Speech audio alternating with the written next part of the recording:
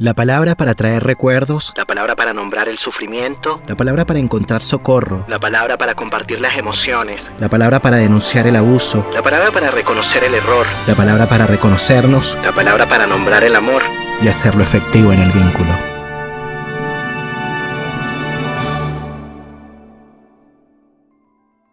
Damos la bienvenida a un nuevo episodio del ciclo de cine de la palabra y el vínculo. Hoy nos encontramos con unos invitados especiales. Nos encontramos con Gaba Reyes, con Franz Conde y con Pablo Blanco. Voy a ir por parte presentándolos. Gaby es psicoanalista y fotógrafa aficionada. Franz es chef, también es filósofo y amante de la historia del arte. Ellos son una pareja de venezolanos que están instalados allá en Ámsterdam y que florecieron en pandemia con su cuenta en Instagram de Psicofinanálisis, y que además tuve la oportunidad de tenerlos en La Palabra y el Vínculo en la tercera temporada en Sobrevivientes, con un episodio que se tituló El orgasmo es cosa del deseo. Y también tuvimos la oportunidad de compartir impresiones de la película Los Espíritus de la Isla el año pasado. Ese live lo pueden encontrar en nuestras cuentas en Instagram, tanto en Psicofinanálisis como en La Palabra y el Vínculo. Y Pablo Blanco es un periodista venezolano especializado en cine. Con Pablo hicimos el año pasado un live para compartir impresiones de la película Quiero bailar con alguien de Whitney Houston, y bueno, también ahí compartimos impresiones sobre su vida y sus vínculos. Yo de verdad estoy demasiado contento de que los tres estén participando de este ciclo de cine, y bueno, les doy la bienvenida. ¿Cómo están? Gracias, Nelson. Bueno, yo también súper contenta, además que bueno, que a los dos los admiro y hemos tenido encuentros maravillosos. ¿Ah? Bueno, estos encuentros son realmente la justificación formal Mm. para digamos, sublimar estas bajas pasiones por el cine, ¿no? Entonces, bueno, nos encontramos en un medio socialmente aceptado para poder canalizar esta afición al cine, Yo ¿no? tengo que confesar que más que el cine, para mí la verdadera afición es el vínculo. Ah, qué Eso, linda. uso la palabra para hacer vínculo. Bueno, yo feliz también de reencontrarlos, Franz, Gaba. Bueno, a Nelson, como él mismo dijo, nos vimos virtualmente por el tema del Oscar, pero siempre se los digo y se los repetiré. Para mí es un honor y un placer estar acá, invitado a estas conversaciones. Me encanta, de verdad. Bueno, como verán, la presencia de la venezolanidad acá en este ciclo de cine de La Palabra del Vínculo, porque por supuesto hemos tenido invitados acá del sur, de gente de Argentina, de Chile, pero a mí me encanta también cuando hay, bueno, gente coterránea, ¿no? Paisanos de allá, de aquellas latitudes, y que estamos repartidos en distintas partes, pero reencontrándonos en esta ventanita. Y fíjense que, bueno, desde partir la conversación, les voy a presentar, como es de costumbre, una pequeña sinopsis de la película para que vean de qué va, y ahí luego iniciamos la conversa. Vidas Pasadas cuenta una historia universal, la del primer amor de la infancia. Nora y Hae-sung se gustan desde pequeños, pero ella y su familia están a punto de abandonar Corea y marcharse a vivir a Canadá. Los dos pierden el contacto y la vida sigue. 2 años después, a sus 20, se reencuentran a través de Skype. Ella estudia y vive en Nueva York para ser escritora. Él todavía está en Corea y va a ser ingeniero. Retoman la relación y se vuelven a sentir atraídos el uno por el otro, pero la imposibilidad vuelve a ser máxima en sus vidas. Tras perder el contacto de nuevo otros 12 años más tarde, cuando ella está casada y él acaba de romper una relación, se ven por primera vez en persona en Nueva York. Cada 12 años, cada vez que se reencuentran, Nora y Hae-sung son alguien nuevo el uno para el otro. Cada cierto tiempo el destino los vuelve a reunir. Aquellos niños se reencuentran años después como adultos, en donde conocerán el significado de aquella conexión que se vio interrumpida en sus vidas pasadas, y se afectará a sus destinos, ya que Nora está casada con Arthur. Se trata de una historia sobre cómo mutamos y cómo nos convertimos en personas diferentes, sobre el poder transformador del amor y las inevitables dudas y contradicciones que despierta a lo largo de la vida. La dramaturga y cineasta coreano-canadiense Celine Song debutó con una cinta que reivindica el amor en tiempos de posamor y de soledades no solitarias. Vidas Pasadas recibió 2 nominaciones a los premios Oscars, incluyendo Mejor Película y Mejor Guión Original. Una historia que apela a las personas que nacieron en el siglo XXI con sus relaciones mediadas por la Internet y una vida sentimental impregnada de migraciones, buscando un futuro prometedor en tierras extrañas. ¿Qué les pareció la película? Con tu resumen, la vi de nuevo. Pasó así delante de mis ojos de nuevo la película. Bueno, nosotros llegamos a Vidas Pasadas, a Past Lives, por recomendación de nuestro círculo de amigos. Y bueno, hay mucha gente dentro de ese círculo, venezolanos, encantados con la película. Y bueno, pensábamos, Gaba y yo, que en gran parte removidos por las heridas no curadas de ese gigantesco proceso migratorio de los últimos años que ha dividido a las familias, a los amigos y también a los novios, por supuesto. Pero este duelo lo sufre todo el espectro de inmigrantes o de migrantes, de todas las clases sociales y de todo el abanico cultural. Los únicos migrantes no son los venezolanos, sino que el planeta entero está hecho de migrantes. La cultura del mundo entera está tejido por lo que se llama lo transcultural, por ese mestizaje, que es por el intercambio que se da a través del comercio, de la información y por supuesto de las migraciones de la gente que va de un país a otro. Así que yo creo que la migración y su duelo es de manera bastante evidente el tema explícito dominante de este filme. Y varias frases de la película lo articulan, ¿no? Se dice, por ejemplo, algunas travesías cuestan más que otras, o se gana algo pero se pierde algo. Que bueno, recoge en esa sencilla frase el drama de la migración. El segundo gran tema para mí, que es también bastante explícito, no hay que escarbar mucho para encontrarlo, es que si hay personas que de manera innata, de manera esencial, han nacido la una para la otra. La película explica esta idea bajo la premisa del yin-yang budista, pero esa idea, por supuesto, también es ubicua en Occidente. El dramaturgo Aristófanes de la Grecia antigua articula esta idea en el banquete de Platón, cuando explica, muy jocosamente, que en un pasado los humanos éramos seres completos, con 4 brazos, 4 piernas, pero que debido a nuestra arrogancia, los dioses nos separaron y nos dejaron eternamente deseantes de reencontrar nuestra otra mitad, o como decimos en nuestras latitudes, nuestra media naranja, ¿no? Que es esa mitad que nos complementa a la perfección. Esa es la mitad de la cual fuimos separados en vidas anteriores, o en past lives, como se llama la película precisamente.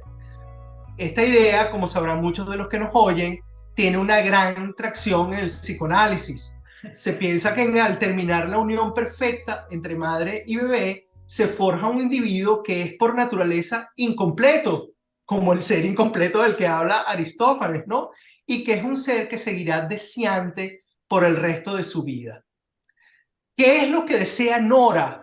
Pues Nora desea lo mismo que deseamos todos, que es, para decirlo a lo Lacan, una pequeña A inalcanzable, la cual Nora canaliza a través de, vamos a llamarlo así, las metas que ella se traza y persigue sin distracción. Nora quiere ganar el premio Nobel, luego quiere ganar el premio Pulitzer, y después en algún momento cuando llega Jae-sung a visitarla le dice que ella no va a perder clases por some dude o por un tipo ese, ¿no?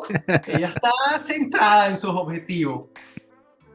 Y bueno, por supuesto está hablando de Jae-sung, que es o ha sido el prospecto más obvio para ser su media naranja que es el que le ha presentado la vida, ¿no?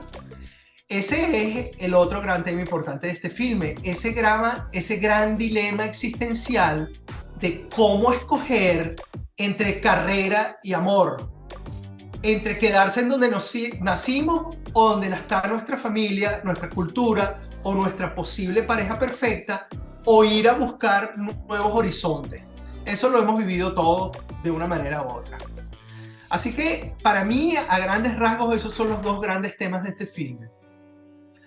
Los dos, por cierto, relacionados, si se quiere ahondar en el laberíntico problema de la identidad, por la gran pregunta de qué es lo que es el self, como lo llamamos en filosofía. En psicoanálisis se llama el yo, pero no es exactamente el yo. El self en psicoanálisis también está compuesto, me corregirán los expertos, por las instancias superyóicas inconscientes, ¿no? Y de ley. Pero ese self es una identidad no material, predeterminada, como creía el budismo, el cristianismo y René Descartes, o puede que sea algo fluido, plástico, que se forja culturalmente. Esta semana, preparándome para este programa, escuché a la directora en una entrevista, a Celine Song, y ella habla con mucha pasión, y para ella es casi que el tema central de la película, los múltiples selves o las múltiples identidades que coexisten dentro de nosotros. Y ella decía, Nora, por ejemplo, dice en la película, yo me siento súper coreana cuando estoy con él, cuando estoy con Hae-sung, pero al mismo tiempo me siento súper no coreana con él. Ella siente esa dualidad, y no es mentira, porque aunque los románticos que ven Past Lives, como yo, estamos apostando por una Nora que sea fiel a su coreanidad, que descubra eso finalmente con el reencuentro con Hae-sung, lo bese, lo amapuche, se divorcie de Arthur y todos quedemos felices. Pero bueno, el punto también es que Nora es también canadiense, también es neoyorquina, también le gusta su soledad, también quiere cancha y campo libre para su individualidad, la cual Arthur le da. Y quizás Nora al final no besa a Hae-sung porque le asusta esa relación fusionada que le ofrece Hae-sung. Y no solamente con él, sino con toda la coreanidad, con toda esa fusión que hay con la cultura, con la familia, con comer juntos, con comer tofu con arroz, como vemos a Hae-sung todo el tiempo. Y bueno, Hegel decía, contradiciendo a Descartes, por supuesto, que nuestro self, nuestra identidad, esa de la que estaba hablando, también la define la mirada del otro. Esa idea, por supuesto, ha viajado bastante, famosamente hasta Jean-Paul Sartre, que célebremente dijo, el infierno es el otro, queriendo decir la mirada del otro. Y también es, por supuesto, una idea de amplio uso en psicoanálisis, que es el campo que la ha estudiado con profundidad en todas sus implicaciones. Digamos que Hegel propuso la idea, Sartre la desarrolló, pero es realmente en el psicoanálisis donde hay un desarrollo a cabalidad de esa idea. Y bueno, se las dejo a ustedes. Bueno, para hablar un poquito de lo fílmico, aunque Pablo Blanco es el hombre aquí, hay una gran influencia que yo noté desde el principio con Hiroshima Mon Amour, que es la que yo llamaría la película madre, y esa influencia llega a través de, sobre todo, las películas de Linklater, de Richard Linklater, Before Sunrise, Before Sunset, Before Midnight, del amor no concluido, ¿no? Ahí están planteados temas similares. La película es hermosísima en su calidad de cinematográfica. Estaba leyendo que la rodaron en película de 35 milímetros, o sea, no en digital, en un stock que tiene Kodak que se llama Antigua, y eso hace que, bueno, sea una película como sin tiempo, ¿no? O atada con esas grandes películas precisamente que mencioné, con las de Linklater and so on. La directora me encantó, tiene muy buena mano, muy delicada. Quizás me pareció, ya que yo estoy entrando en una edad avanzada, que no... Tampoco así, pero bueno, ya bueno, ok. Exacto. ¿Puedo decir lo que dijiste, lo que tienes escrito ahí? ¿Qué tengo escrito? Que está entrando en la decrepitud.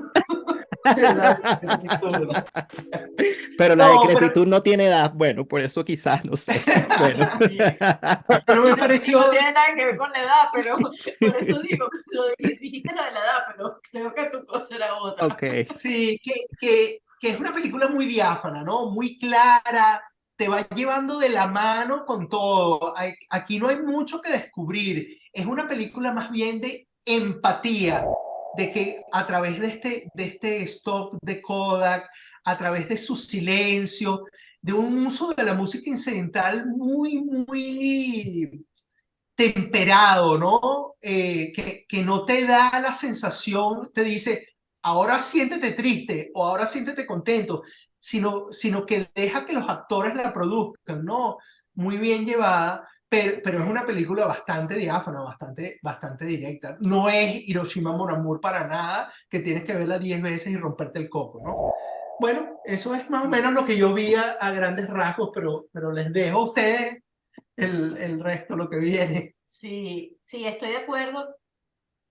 Era una película bastante predecible. Uno podía sentarse y saber que venía. Es más, en un momento así de se van a besar o no se van a besar, yo le dije a Frank, no se van a besar porque ahora es trendy que no se besen.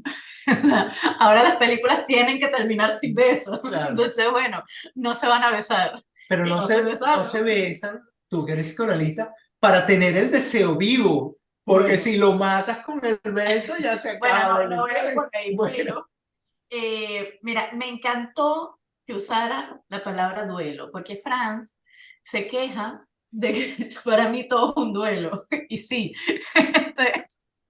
bueno, por ahí voy yo, ¿no? Creo que yo quisiera como empezar con aquello que dijo la mamá de Nora, que además para mí es como sí, el epílogo de la película, cuando dice, cuando dejamos algo atrás, también ganamos algo. Y a mí me parece que esa es una frase, que yo diría que esas son las dos grandes cosas, va por la línea de lo que tú decías. Uno, el duelo y la posibilidad de construir a partir de la elaboración del duelo. Y la otra, bueno, justamente la pregunta sobre quién se es, ¿no? ¿Quién es Nora? Que de hecho vemos la película empieza en eso. O sea, hay dos sujetos en una voz en off diciendo, ¿quién crees tú que son ellos? Ah, no, yo creo que estos son los novios, yo creo que estos son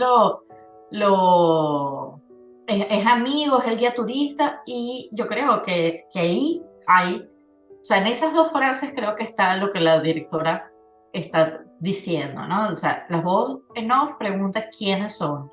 ¿Quién es Aisun para Nora? Claro. Un hermano, es un amigo de la infancia, es el novio. ¿Y quién es Arthur para Nora? El guía turístico, es dice. es el amigo americano, porque en algún momento dicen, no, ese es el amigo americano. O es el guía turista que la acompaña en este viaje de autodescubrimiento, ¿no? Digo yo. Pero bueno, creo que entonces por ahí va. Y sí, para mí, bueno, la vida es una recolección de duelos, pero también podríamos decir que es una continua primavera, porque en cada duelo hay algo, una cosa que es nueva que puede florecer. Solo si se ha elaborado y se ha llegado a la reparación de lo que uno siente que se ha dañado cada vez que hay una pérdida. Y cuando hablo de duelo no estoy hablando de la muerte de alguien específico, tampoco estoy hablando de la ida de alguien, que son los duelos que uno habla, el duelo migratorio. No, es que cada momento de la vida hay una pérdida. Cuando crecemos, cuando pasas de grado en el colegio, cuando terminas la universidad, o sea, en los cambios corporales, hay duelos por los cambios en el cuerpo, toda la vida. Pero también eso quiere decir que estamos en una continua transformación. Entonces, bueno, y la transformación es abrir espacio a algo nuevo. Freud decía que el destino es la compulsión a la repetición, que repetimos aquello que no hemos podido elaborar psíquicamente y de una manera de mantener vivo el pasado dentro de nosotros. Algo muerto no da espacio para lo nuevo, ¿no? Se precisa de un vacío, un espacio vacío para poder desear. Sin el vacío no hay deseo. Nora se pregunta quién es, quién ha sido, busca, ella en algún momento, y es interesante porque uno podría preguntarse por qué Nora se le ocurre buscar a su amigo justo en ese momento. Y yo me preguntaba, porque esto no lo recuerdo, ustedes me lo pueden aclarar, porque ahorita que Nelson decía lo de la sinopsis, decía que, bueno, que cada 12 años se encontraban.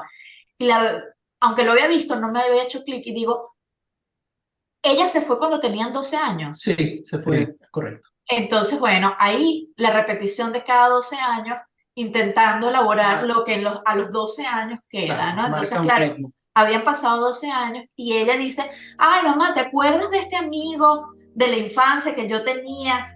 Entonces, bueno, ahí se reencuentran, cierran otra vez, también de una manera abrupta. Él le dice a ella, tú siempre eres la que te vas.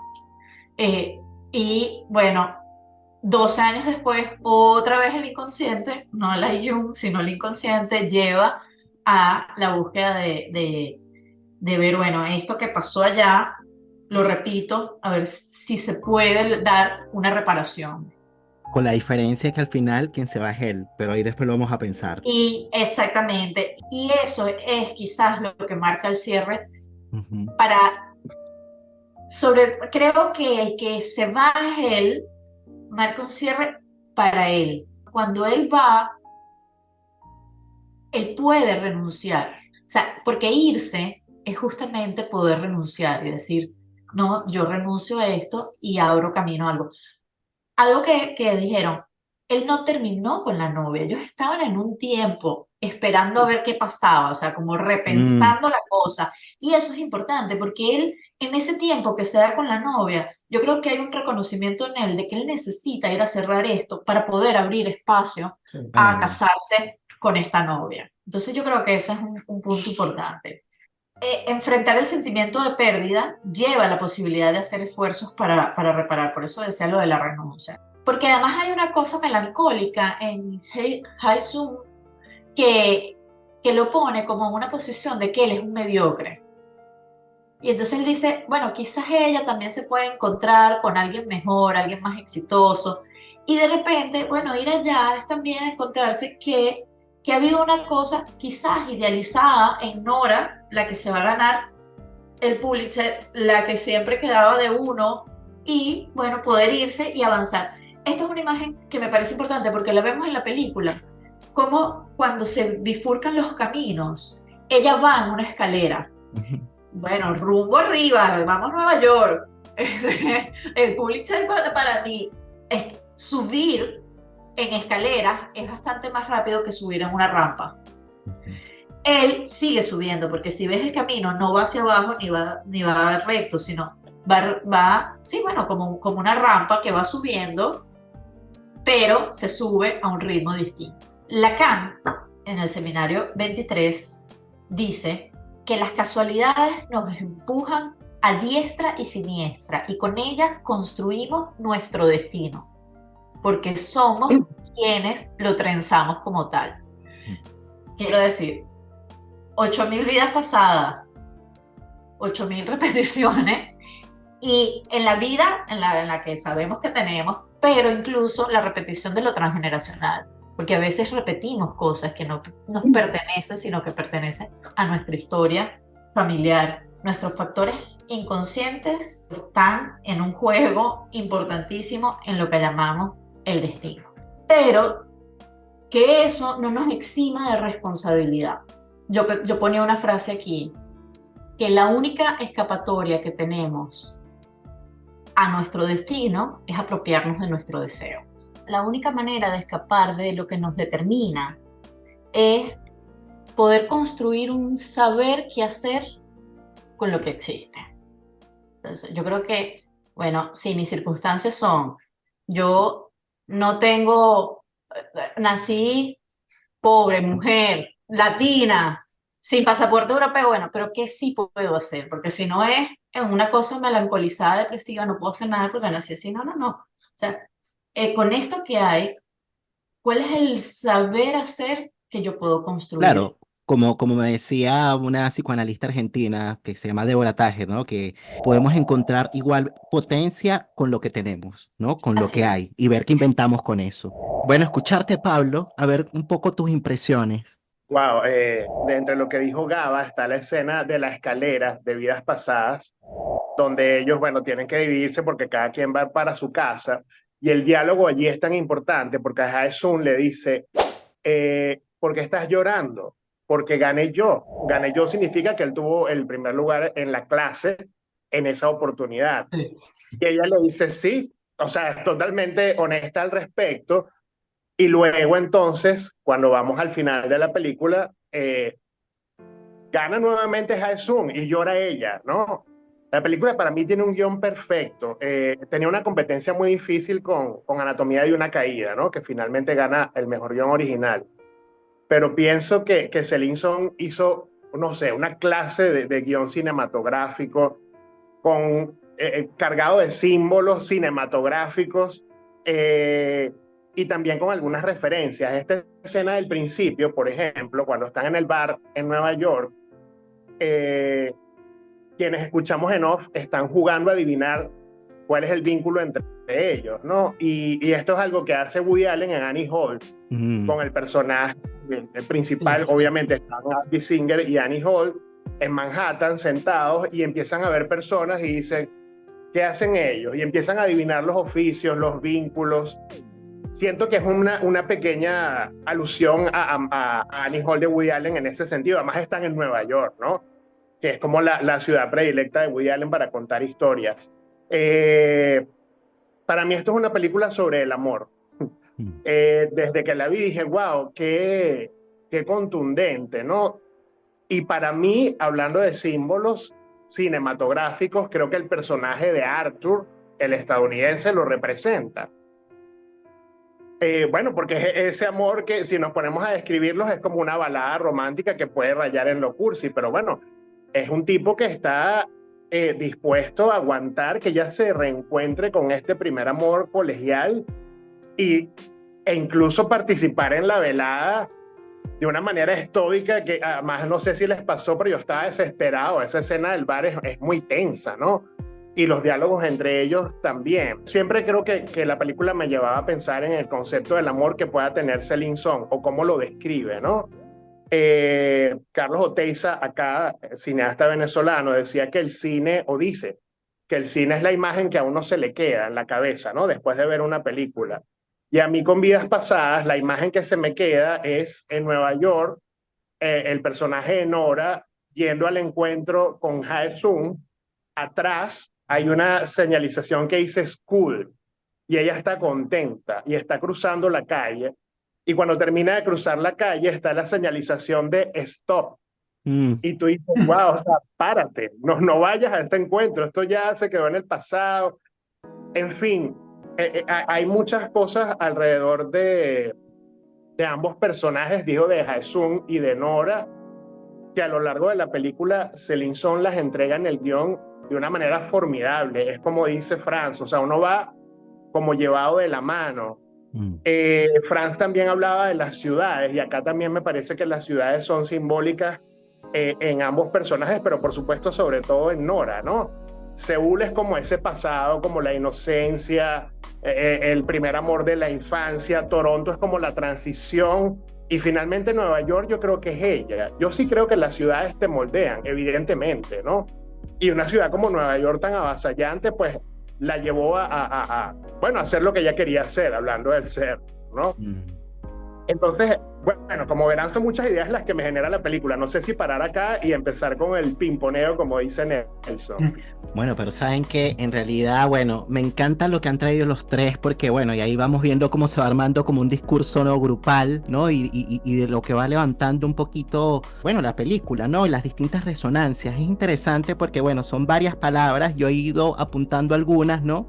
Que me generaron eco y voy a tratar de darle una vuelta. Vamos a ver si logro darle una forma, ¿no? Porque efectivamente, bueno, partieron con la idea de que es un drama sobre la migración, ¿no? Sobre el duelo, también sobre, bueno, ponen en tensión allí el tema, digamos, de el destino versus, ¿no? Lo que significa de pronto darle un lugar a algo del deseo, ¿no? Que es un poco la idea con la que cerraba Gaby, ¿no? Y claro, esa idea, ¿no? De destino, deseo, me hizo recordar muchísimo un episodio que grabé para la tercera temporada de La Palabra y el Vínculo con Marina Borrás. Ese episodio se llama El Juego del Destino. Y Marina Borrás en ese episodio decía que, bueno, que justamente a propósito de Freud, que disposición y azar se conjugan. Disposición y azar determinan el destino del ser humano. Rara vez, casi nunca, lo hace uno solo de esos poderes. Y lo que me parece interesante, digamos, de la película, es que muestran un poco un pasaje de lo que es el conflicto con el destino, con esto que se repite y se repite cada cierto tiempo, cada 12 años, lo que es el pasaje del conflicto con el destino a el conflicto con el deseo, justamente.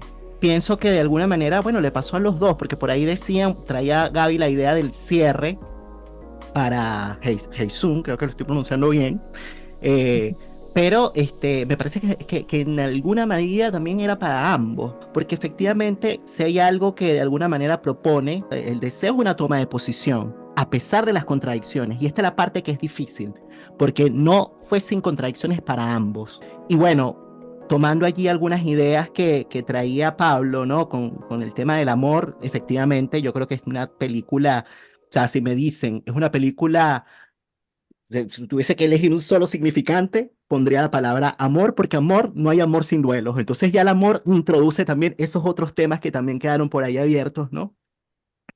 Y claro, pienso que de alguna manera nos pone como que a jugar un poco como con la idea de lo que significa el amor, ¿no? Bueno, ¿qué significa finalmente el amor? Y a poner en entredicho también la idea del amor romántico, porque efectivamente es una película que digamos, como que la primera imagen que te llega es como que una cosa muy romántica, pero en realidad si nos ponemos a pensar en Arthur, a mí me pasó exactamente lo mismo que traías tú, Pablo, ¿no? Como que un personaje noble, ¿no? Pero que además fue capaz de ser hospitalario, de darle un lugar a este otro sujeto de la vida pasada, ¿no? Y traigo la idea de la hospitalidad porque me recuerda también a una idea que desarrolló Darío Stanraber, que es un filósofo argentino, en su libro El amor es imposible. Y él habla en este libro acerca de la ética de la hospitalidad, ¿no? Y él dice que un amor con A mayúscula incluye esto. Un amor con A mayúscula implica, de alguna manera, poder alojar algo extraño, algo no familiar, algo ajeno, algo incómodo, algo molesto, algo que incluso pueda despertar hostilidad. O sea, no es lo mismo de pronto darle la bienvenida a aquel que se parece a mí, que es un semejante y que me va a dejar la casa ordenada y que me la va a dejar igual como la tenía, que darle lugar a alguien que efectivamente me la puede desordenar. Y eso fue lo que pasó con Arthur. Le dio un lugar a este personaje y al mismo tiempo, de vuelta, el otro también le dio un ingreso porque fue súper respetuoso, fue súper amable y efectivamente esa conversación en el bar, bueno, una tensión, una angustia, una cosa, todo eso a mí me pasó también exactamente igual. Y lo que a mí me conmovió muchísimo, bueno, que preparándome para esta conversación con ustedes, vi el resumen de la película y bueno, y la escena, el cierre me volvió, me hizo llorar otra vez. Bueno, aquí confieso, me destapo frente a las redes, frente a los oyentes. No, el cierre a mí me pareció tan fuerte. Ese llanto fue para mí, bueno, estremecedor, fue resonante, fue fuerte, porque pienso que de alguna manera implicaba justamente eso, la renuncia no solo de él, sino de ella. Yo pienso que de alguna manera, bueno, y aquí se me va a poner un poquito más vincular, ¿no? Vincular en el sentido de, bueno, en cuanto a postura teórica, porque, bueno, dentro del psicoanálisis hay una teoría que se ha desarrollado en torno a lo vincular, en torno a las relaciones, ¿no? Y a partir de allí se piensa la clínica desde otro costado. Bueno, el punto es que lo digo es justamente porque pienso que sí, que efectivamente hay una compulsión a la repetición justamente para hacer un cierre en relación a ese primer momento, a los 12 años, ¿no? A eso que pasó allí, pero también podría pensar en la dimensión inconsciente del vínculo. O sea, en qué medida había otra parte, digamos, que no es consciente, que los unía y que los convocaba a los dos a buscarse, porque el mismo tipo dijo, bueno, te buscaba pero no te podía encontrar porque tenías otro nombre, le dijo él, ¿no? A ella por internet, pero resulta que ella también lo estaba buscando. Bueno, es la dimensión inconsciente del vínculo. Justamente ellos también intentando, de alguna manera, los dos hacer un trabajo juntos para poder hacer un cierre. Por eso es que quizá, bueno, evidentemente que tiene repercusiones luego o efectos a nivel individual, pero pienso que hay algo vincular acá muy fuerte. Volviendo a la idea de la hospitalidad, pienso que Arthur de alguna manera representa, bueno, seguramente Franz debe tener como que idea sobre esto y mucho mejor, estoy seguro, sobre los distintos tipos de amor pensados desde la filosofía, justamente, ¿no? El amor filial, el amor erótico, ¿no? Y Arthur representa el amor filial de alguna manera, en el sentido de conservar lo que se tiene, ¿no? No es ese amor pasional, descarnado, es un amor sublime, es un amor maduro, es un amor con templanza, es un amor que de alguna manera resguarda lo construido, ¿no? Y que efectivamente, pensando un poquito en lo que decían, que me parecía interesante cuando decían, no, ella de alguna manera renuncia también porque efectivamente se encontró con un hombre, con una pareja que le da lugar a algo que para ella es muy importante, ¿no? Que es desarrollarse como escritora o profesional y que además es un aliado, es un partner que le ayuda a pensar eso, ¿no?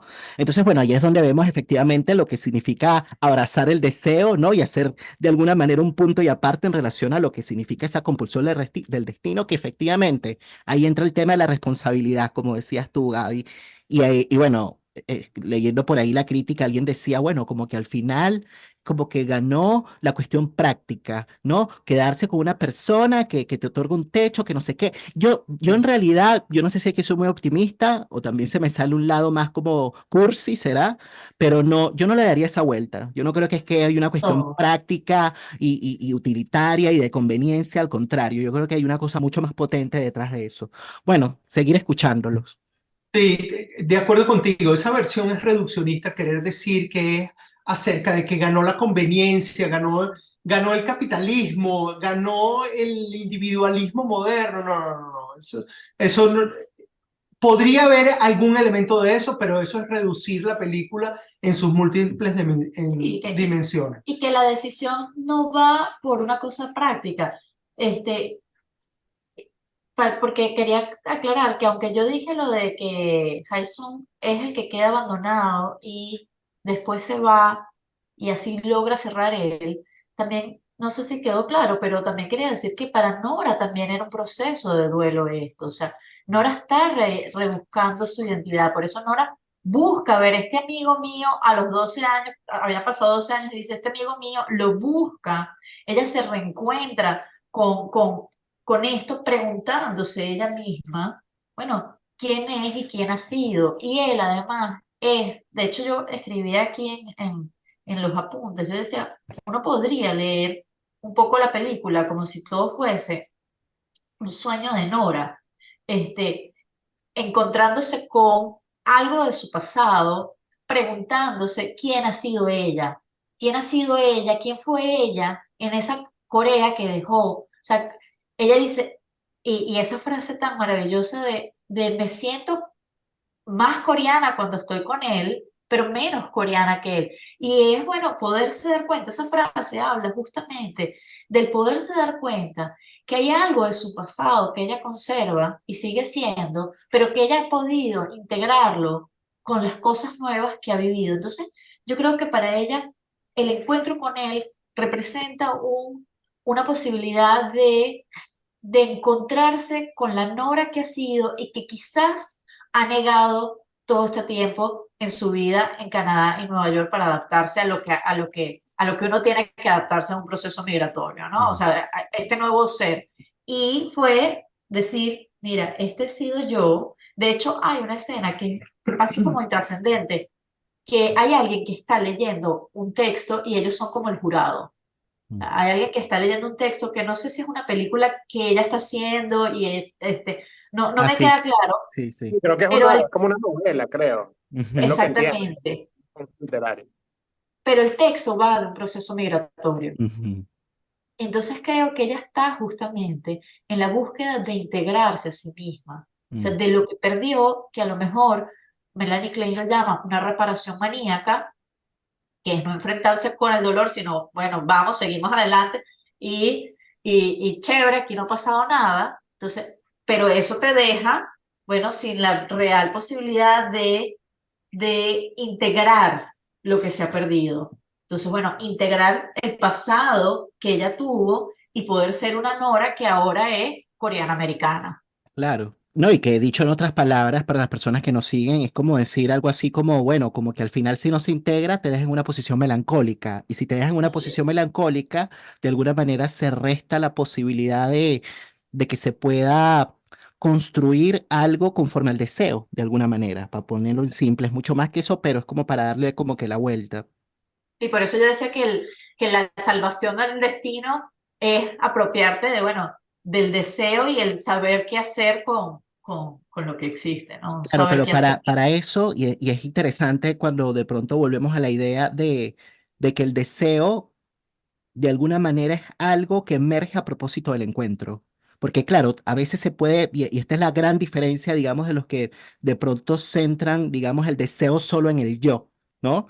Para volver a Claro. la idea del ser, de esto que hablaba Frams, ¿no? Como que efectivamente el deseo emerge a propósito del encuentro con el otro, ¿no? Y ella y él, podríamos decir también, de alguna manera necesitaban ese encuentro, justamente, no solamente para hacer un cierre de aquello que quedó abierto, sino justamente como para poder discernir, podría ser un poco lo que les pasa en ese encuentro con el otro y a partir de ahí tomar una posición.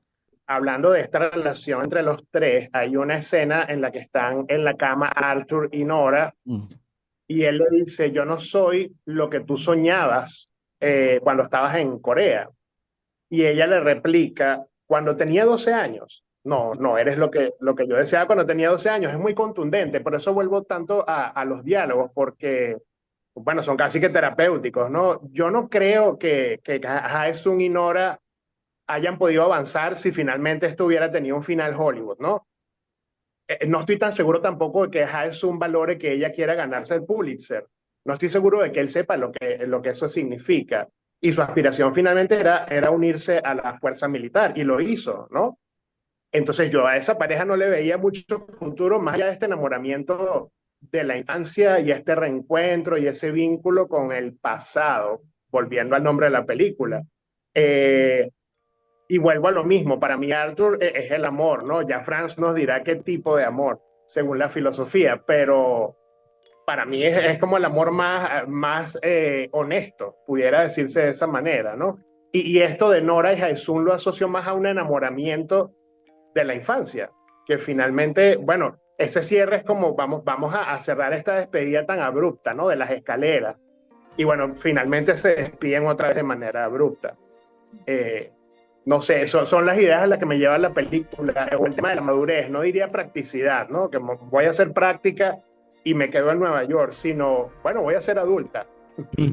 ¿Qué voy a hacer devolviéndome a Corea o empezando un vínculo con este personaje que tengo ya no sé cuántos años sin ver?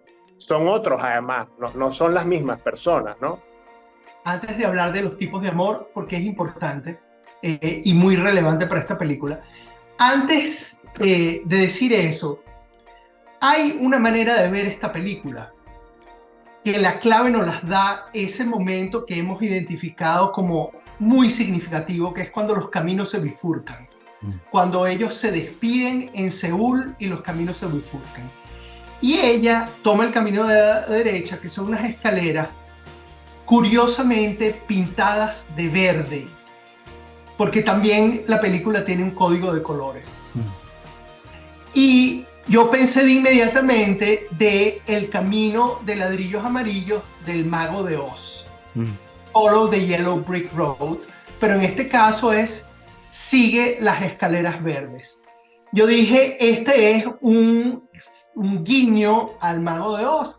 Y bueno, Pablo mencionó, hay un guiño a Woody Allen, a Annie Hall, hay guiños a Linklater.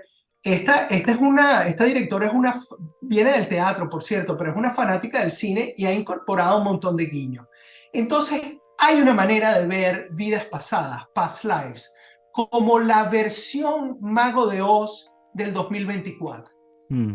En el Mago de Oz original, Dorothy deja Kansas, que es ese hogar, que es el Seúl, vamos a llamarlo el Seúl o la Corea, y emprende su camino hacia la gran ciudad que es Nueva York, en ambos sentidos. En el Mago de Oz es como una ciudad futurista, llena de rascacielos, no sé si se acuerdan de la película, la tienen en mente.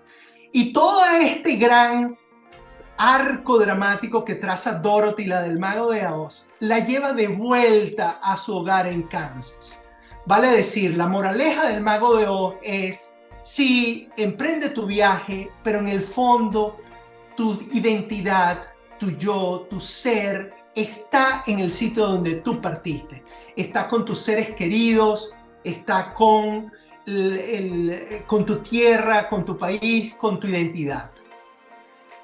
Pero Past Lives toma una dirección contraria y dice, tu hogar no es donde tú naciste, donde está tu familia, donde dejaste a tus seres queridos. Es el Mago de Oz antagónico para el 2024. Past Lives dice, tu hogar es donde tú lo hagas. Y ese sitio puede ser Canadá, puede ser Nueva York, puede ser East Village, puede ser con Arthur como marido o como pareja, o puede ser, lo decides tú. Entonces es una manera, es digamos una herramienta, una llave que abre tu interpretación de la película. Acerca de los tipos de amor, sí.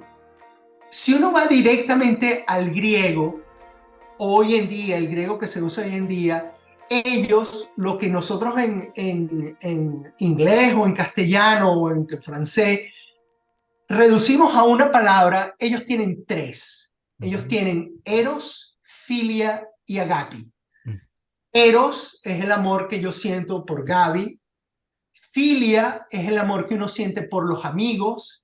Y agape es el amor que uno siente por aquellos seres o personas que necesitan cuidado y que están desposeídos o son débiles. Por ejemplo, si uno ve a un anciano cruzando la calle, uno siente agape por ese anciano. Lo toma de la mano y lo ayuda a cruzar. Hay quienes lo traducen como amor compasivo también. Ok, pero ciertamente son sentimientos diferentes. Claro, si uno va al banquete de Platón que mencioné al principio, ahí creo que hay 7 definiciones diferentes de amor. Y una de ellas, muy relevante, es porque habla de Arthur y habla de Haesung. Una de las definiciones que da, no recuerdo el nombre del personaje en Platón, pero es el médico del asunto, es aquel que saca lo mejor de ti. Es aquel que hace que tú quieras ser lo mejor que tú puedas ser. Y si vemos a Haesung y a Nora, cuando tenían 12 años, ellos tienen ese vínculo. Ellos todavía no tienen un vínculo erótico como lo definiríamos ahorita, porque creo que están, bueno, en la víspera de la pubertad o son prepúberes. No, la película no lo aclara ni hace falta que lo aclare. El vínculo de ellos es que para Nora, Haesung la estimula a ser la mejor de clase. Le saca ese deseo de superación. Mientras que Arthur también cumple roles multidimensionales en la vida de Nora. Ella dice en algún momento cuando están paseando, Haesung y Nora, dice, es como cuando sembramos 2 plantas en un mismo pote. Nos peleamos el espacio y Arthur le da espacio a Nora. Entonces ese es otro tipo de amor, el que te permite volar en el sentido lírico, el que no te ahoga, no es una hidra que se entrelaza contigo y te deja volar. Disculpa que te interrumpa, a mí me parece, a propósito de esto que estás diciendo, ¿no? Como para retomar un poco lo que decías al inicio, que me pareció muy interesante cuando decías que quizás el beso podía representar de nuevo una fusión, ¿no? O que podía representar esa fusión que quizás ambos podían temer, quizás, para no ponerlo solamente del lado de ella, Y me parece interesante porque la fusión tiene que ver justamente con el amor voraz, el amor que ahoga, que de alguna manera tiene mucho que ver con el enamoramiento, con todo eso inicial. Evidentemente, lo que nos plantean con Arthur es un amor mucho más maduro en ese sentido, ¿no? En comparación a eso. Correcto, Así es. eso es. No, y es interesante, ese diálogo es precioso, dice, bueno, es exactamente lo que dice, es como si tú plantas dos árboles en La un misma pote, maceta, sí. cada uno, y lo que él trae, porque hay una palabra que ella usa que me parece importantísimo, cada uno va a buscar espacio para sus raíces. Mm. Y bueno, la palabra raíces no solo es del árbol, sino las raíces que uno trae. Y no estoy hablando de que ella sea de Corea, sino que todos tenemos una raíz distinta, ¿no? O sea, todos venimos de una historia. Bueno, y seguimos echando raíces durante nuestra vida. La raíz Exactamente. no es una sola. De hecho, uno dice, bueno, me mudé a Nueva York y eché raíces en En Nueva Nueva York. York, La así, analogía es muy buena. así es. Por eso, bueno, traigo el diálogo otra vez porque creo, coincido con Pablo, o sea, que cada cosa que se dice es como, ella no dio puntada sin dedal. O sea, cada palabra está pensada Sí. en muchos sentidos. Yo quería traer lo del amor. El encuentro con el otro siempre nos extranjeriza. Mm. Y bueno, por eso decía, cuando tú decías, bueno, el deseo surge en el vínculo. Y sí, por supuesto, no hay forma que el deseo surja, como decía, si no hay un espacio vacío, pero es que el encuentro con el otro también te descompleta. O sea, te das cuenta que tú eres un extranjero para el otro, pero eres un extranjero para ti mismo. O sea, hay cosas de ti que también el encuentro con el otro te sorprende, ¿no? Y tú dices, epa, estas mariposas que estoy sintiendo, ¿qué es esto? Pero si se supone que yo estoy enfocada en el Nobel o lo que sea, y de repente estoy sintiendo estas mariposas, eso te extranjeriza también de ti mismo, ¿no?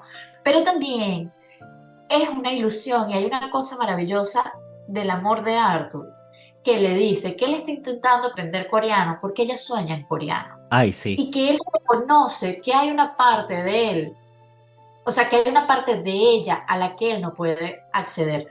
Pero es hermoso porque él, bueno, él asume amarla sabiendo que hay una parte de ella que es inaccesible. Y es que esa es la única manera de amar, porque es que uno nunca va a acceder, o Por sea, si uno no completo. puede acceder por completo a uno mismo, es una ilusión creer en ese amor donde yo lo conozco del todo. No, o sea, hay una parte del otro que, que siempre va a hablar en una lengua que no vamos a entender. Mm. O sea, hay una cosa que es inaprensible, que no importa que hablemos castellano tú y yo, no, igual hay algo de ti a lo que yo no puedo acceder.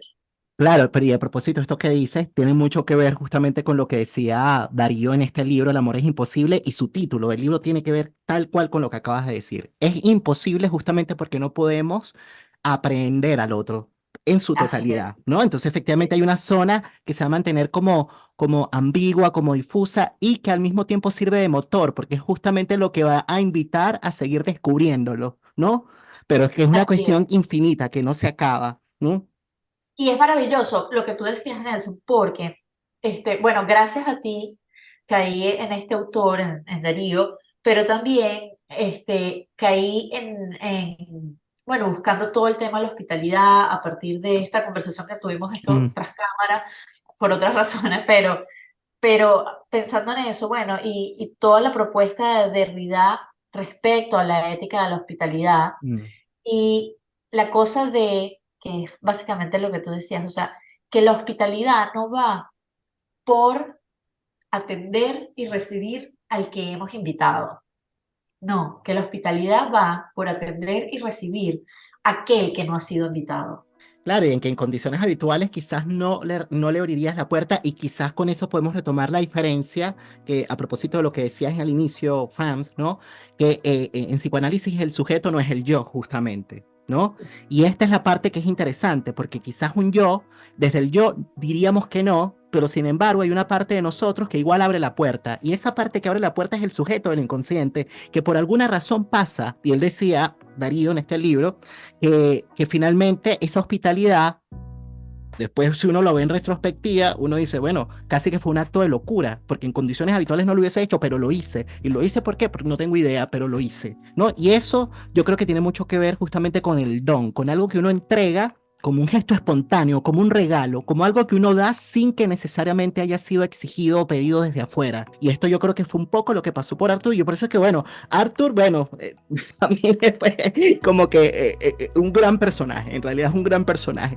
También otra lectura de la película sería leer la película desde Arthur y Nora como pareja y cómo este tercero es un tercero que llega a sorprender la pareja, que llega a preguntarse cada uno sobre el amor al otro, ¿no? Y entonces, bueno, el tercero se va y la pareja continúa desde otro lugar. No nos olvidemos que Arthur es judío.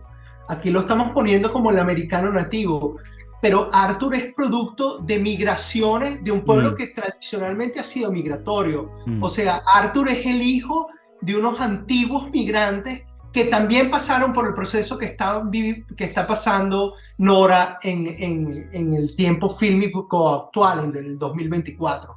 Eso tiene un significado. También. Quería tomar la frase que decía Gaba, Nelson, respecto a cómo deja Arthur a esta pareja de coreanos, y yo creo que los deja en un lugar sumamente incómodo, por romántica que pueda ser la película, ¿no? Viendo acá en la PC la imagen de ellos en el parque de atracciones y el tío vivo de fondo, las caras son de una incomodidad total. Entonces yo creo que Arthur los deja, bueno, preguntándose si eso realmente es amor, ¿no? Eso que sentían ellos, es como, o sea, tomo completamente la idea que estaba explicando Gaba, porque me parece súper apropiada. Los deja en un lugar súper incómodo. Hasta el final están incómodos en esa despedida. Y bueno, se tienen que cuestionar, ¿no? Pero claro, la incomodidad yo diría que tiene que ver justamente con lo conflictivo que trae ese encuentro, ¿no? Y ahí es donde vemos, no hay deseo sin conflicto, no hay deseo sin angustia, ¿no? Y esa cara refleja justamente todo eso, ¿no? Como que se estuviese dándose una especie de procesamiento de todo eso. Bueno, ¿qué es lo que me está pasando con este encuentro? Y es lo que luego lleva a tomar la posición. No hay deseo sin pregunta. No hay posibilidad de llegar a eso sin preguntarnos sobre nosotros mismos, sin atravesar la conflictiva que implica la pregunta, ¿no? Claro.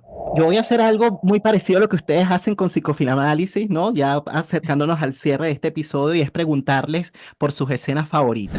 La hemos mencionado tanto Los hombres primero. que es la escena cuando los caminos se bifurcan. O sea, yo no tengo duda alguna. Ahí nos lanzan una clave gigantesca que nos sirve de guía para toda la película. Además que está filmada con un lente largo que hace ver a Seúl como en el año 2000, que es otra cosa que tiene la película, ¿no? Que es como, uno la puede leer como la historia del siglo XXI. La película empieza en el año 2000 y termina en el 2024. Y tú los ves en el 2012, que ellos hablan a través de Skype. Ya nadie habla a través de Skype. Todo el mundo WhatsAppea. Entonces, me encantó cómo ellos incorporaban esos guiños del paso del tiempo, ¿no? Yo creo que ya le dije de alguna forma que es esta escena, además bueno, una escena muy corta, cuando ella va al encuentro con Jae-sung y está esta señalización atrás, es cool, y ella está sonriente, cruza la calle y atrás está stop, o sea, detente. Para mí habla más que toda la película esa escena, ¿no? La resume completamente, como no vayas a hacer esto. El final me parece una cosa gloriosa, me parece que no, wow, aunque sea tendencioso, como decía Gaba al principio, ¿no? Que ya nadie queda al final con el beso de Hollywood. Me parece increíble la contención que maneja la directora, los actores en esa escena final. Además, no vemos nunca a Nora llorar durante toda la película, sino cuando es niña. Y ahí vuelve a hacerlo.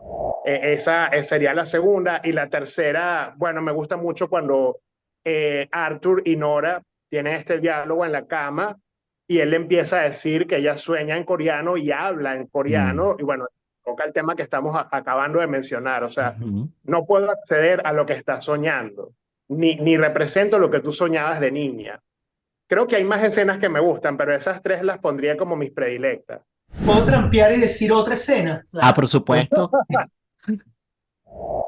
Cuando ella le está explicando a Arthur lo que es In-Young. Es Mm, una escena muy bonita porque es una escena nocturna. Me recordó a Barry Lyndon, a la luz de las velas, en película, de verdad.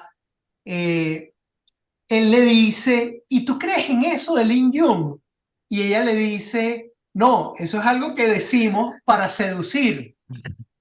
Y es exactamente lo que define la vieja Nora y la nueva Nora. mm, La que creía en In Young y esta nueva Nora, emancipada, individualizada, que ya no cree en In Young, sino creen que ella es dueña de su deseo y de su destino.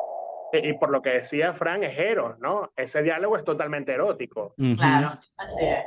Bueno, la mía, yo creo que tomaría más que escenas, tomaría diálogos. A mí, ese diálogo me parece absolutamente maravilloso, ya lo nombré, por supuesto, de me siento más coreana cuando estoy con él, pero menos coreana que él. Yo creo que eso tiene una fuerza eh, importantísima, ¿no? Y creo que todos nos vamos, no, nos toca de alguna manera, o sea, no estoy hablando de que hay que migrar para vivir esto, o sea, puedes hacerlo desde otros de grupos de referencia, familia, etcétera, o sea, de la fuerza de eso.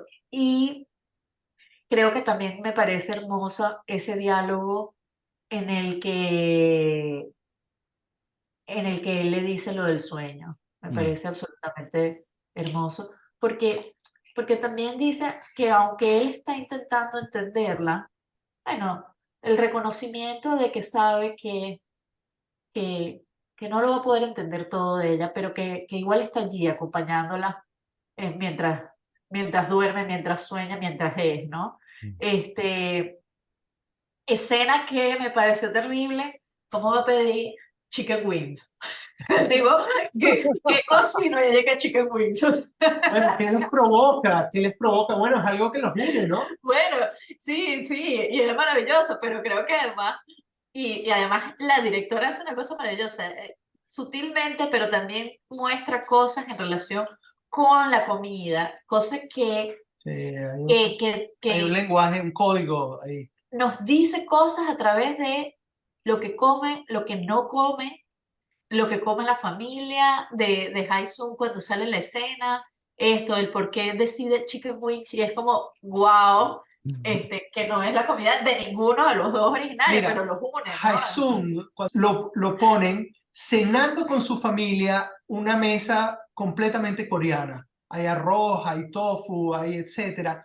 Y ella no está cenando, está frente a la pantalla comiéndose como unos caramelos ahí. Entonces es las dos Diferencia culturas, ¿no? cultural, sí.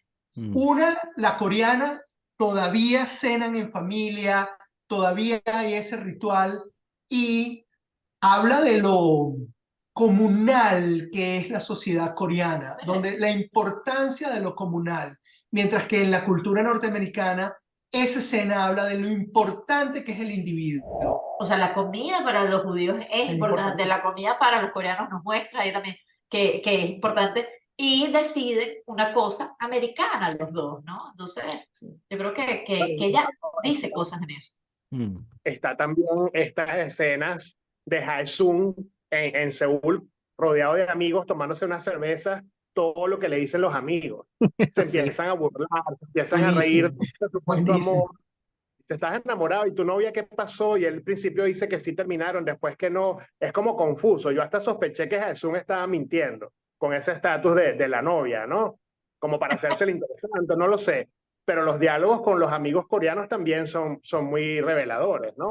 Obviamente coincido con todas las escenas que han mencionado. Y claro, si tuviese que decir algo más que una escena, más que un diálogo, podría rescatar el valor que le dio la directora al silencio, ¿no? A los silencios. El manejo del silencio en los diálogos me pareció formidable.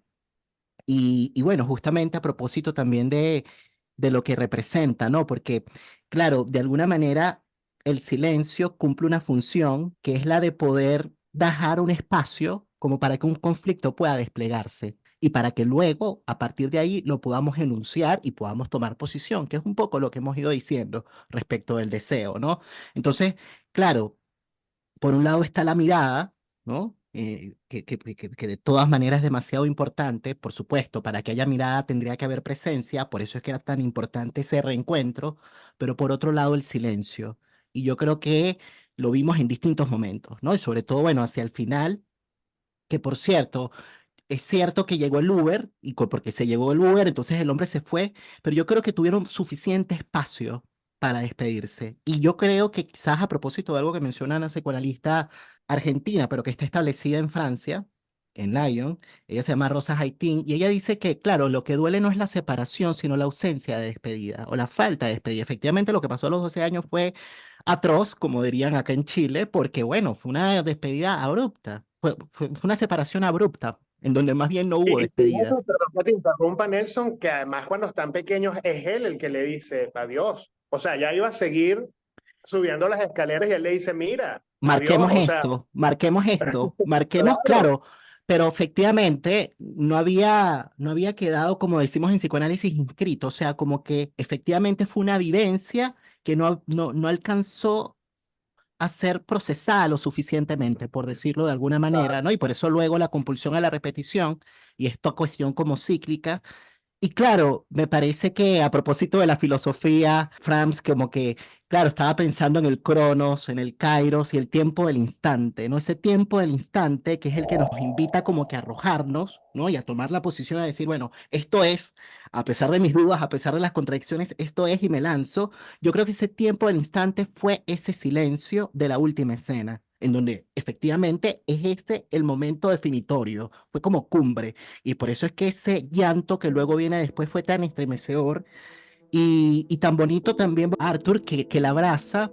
Y ese abrazo yo lo relaciono un poquito también como con la idea de la posibilidad de poder descansar en el otro. No solamente la típico, bueno, la contención, sí, la contención, pero también del descanso, porque el descanso, volviendo un poco a lo que tú decías, Gaby, de lo que hablaban del tema del sueño, yo decía, claro, como que importante poder saber que uno puede descansar en el otro, porque si yo puedo descansar en el otro, puedo soñar justamente, puedo dormir y luego soñar, que es un poco lo que pasaba con el presente de esta protagonista, ¿no? Ella podía descansar en Arthur, podía dormir y podía soñar, seguir inventando la vida. Entonces, bueno, me parece que el manejo del silencio me pareció tremendo y bueno, y lo que representa justamente, volviendo a la idea del amor, que el amor no es aprisionar, el amor es acariciar. Estoy de nuevo hoy con Darío y yo dije, bueno, a propósito de que iba a tener una conversación, un encuentro con Franz, estuve revisando cuestiones de este filósofo también y él decía que el amor no es aprisionar, sino es acariciar, que justamente la caricia es un movimiento de acompañamiento, la diferencia. Y yo creo que la caricia la vimos en distintos momentos, no solo por Arthur, sino también en este personaje que vino a visitarla a ella desde Corea. Había una distancia, y esa distancia, de alguna manera, da cuenta justamente, yo diría justamente de eso, ¿no? De una caricia en la que no hay intención de apoderamiento ni de conquista, solamente hay de alguna manera un intento de acercarse, pero sin desregularse, ¿no? Como con mesura, ¿no? Como con medida, y eso me parece demasiado hermoso. Me parece hermoso lo de poder descansar en el otro, al lado del otro, y pensaba una frase que yo siempre digo de entrégate al amor. El poder, o sea, ese descanso te permite, bueno, la posibilidad de entregarte al amor, dejarte caer en el amor y ya, ¿no? Sin tener que estarte defendiendo. Entregarte al amor cuando no es voraz, porque un amor voraz, volviendo a la idea de ese amor fusional, es el No es que, amor. bueno, es un amor de otro tipo, es un amor voraz, es un amor fusional, es un amor muy primitivo, es un amor que te devora y que si te lanzaste, bueno, te perdiste, te tragaron, ¿no? Bueno, muchísimas gracias de verdad, ya estamos con el tiempo, estoy demasiado contento de nuevo, se los digo, muchísimas gracias a los tres por participar y no sé si quisieran decir algo antes de despedirnos. No, que me encantó, muy bueno, muy bueno. Le sacamos punta a esta película deliciosamente. Gracias. Sí, gracias. Gracias de verdad, Nelson, por la iniciativa, por el estímulo y bueno, por pensar en nosotros, invitarnos y además hacer vínculo con Pablo, que tanto lo queremos, ¿ah? Es recíproco igualmente. Gracias, Nelson, por esta oportunidad. Bueno, creo que de lo que nos damos cuenta es de las múltiples lecturas que tiene esta película, ¿no? Qué increíble el guión de Celine Song, la dirección de actores, esto que nombrabas de los silencios. Para mí era una ganadora, pero bueno, la competencia no estaba fácil, No estaba en fácil. esos rubros, ¿no? Así que nada, agradecer y bueno, abrazar a Franz y Gaba en la distancia. Así, hablando de Seguro. migración. Así es, así es. Bueno, muchísimas gracias a los tres. Ojalá tengamos otros encuentros, otras instancias también para compartir, dialogar e intercambiar impresiones de otras películas o tener conversaciones también de otro tipo. Ojalá también tener algún encuentro presencial. Me encantaría conocerlos personalmente, ¿no? Bueno, una de las ventajas que ha ofrecido, digamos, el internet es este tipo de cosas, pero bueno, la presencialidad es la presencialidad, ya lo sabemos, ¿no? Bueno, Así es. muchísimas gracias y muchísimas gracias también a las personas que nos están acompañando del otro lado de la pantalla. La semana que viene, Asesinos de la Luna junto a Marina Esborrás y Juan Pablo Scarpinelli. Y ya saben lo que tienen que hacer para seguir apoyando este tipo de contenido, suscribirte, compartir y hacer ese tipo de cosas que necesitamos los generadores de contenidos de YouTube para seguir manteniendo vivos este tipo de proyectos. Así que muchísimas gracias y nos estamos viendo. Chao.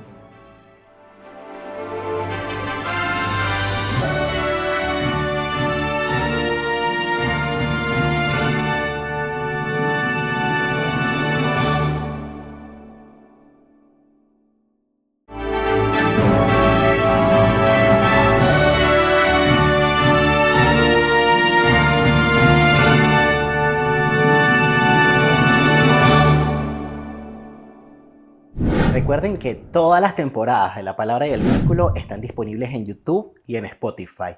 No olviden suscribirse y compartir los episodios con las personas que crean que les pueda ser de interés para que el contenido llegue a muchas más personas. Nos estamos viendo, los espero. Yo soy Nelson Ruiz y te invito a disfrutar de la 4ª temporada de La Palabra y el Vínculo, disponible en YouTube y Spotify. Gracias por visitar mi canal. No olvides suscribirte.